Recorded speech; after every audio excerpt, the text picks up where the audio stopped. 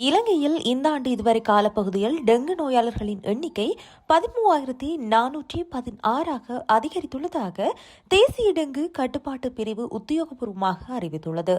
தேசிய டெங்கு கட்டுப்பாட்டு பிரிவின் சமூக மருத்துவர் நிபுணர் பிரசீலா சமரவீர இது தொடர்பான விவரங்களை ஊடகங்களுக்கு வெளியிட்டுள்ளார். மொத்த நோயாளர்கள் 13,416 பேர் அடையாளம் காணப்பட்டுள்ளனர். மரணங்கள் டெங்கு காய்ச்சல் காரணமாக இந்த ஆண்டு இதுவரை 4 பேர் உயிரிழந்துள்ளனர். அதிகம் பாதிப்புள்ள மாவட்டங்களும் இனம் காணப்பட்டுள்ளன. டெங்கு பரவல் நாடு முழுவதும் காணப்பட்டாலும் பின்வரும் மாவட்டங்களில் பாதிப்புகள் அதிகமாகவே காணப்படுகின்றது. அதிலும் கொழும்பு முதலிடமும், கம்பகா 2ஆம் இடமும், காலி 3ஆம் இடமும், மாத்தறை 4ஆம் இடமும், இரத்தினபுரி 5ஆம் இடமும் காணப்படுகின்றன.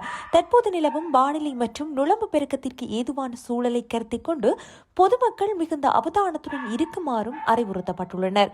காய்ச்சல் 2 நாட்களுக்கு மேல் நீடித்தால் தாமதிக்காமல் தகுதியுள்ள மருத்துவரை அணுகி சிகிச்சை பெற வேண்டும் என கேட்டுக் கொள்ளப்படுகின்றனர். அது மட்டுமின்றி வீட்டைச் சூழ உள்ள பகுதிகளில் நீர் தேங்கி நிற்கும் இடங்களை அகற்றி நுழம்பு பெருகும் இடங்களை அழிப்பதிலும் அக்கறை காட்ட வேண்டும் என மருத்துவர்கள் ஆலோசனை வழங்கப்பட்டிருக்கின்றது.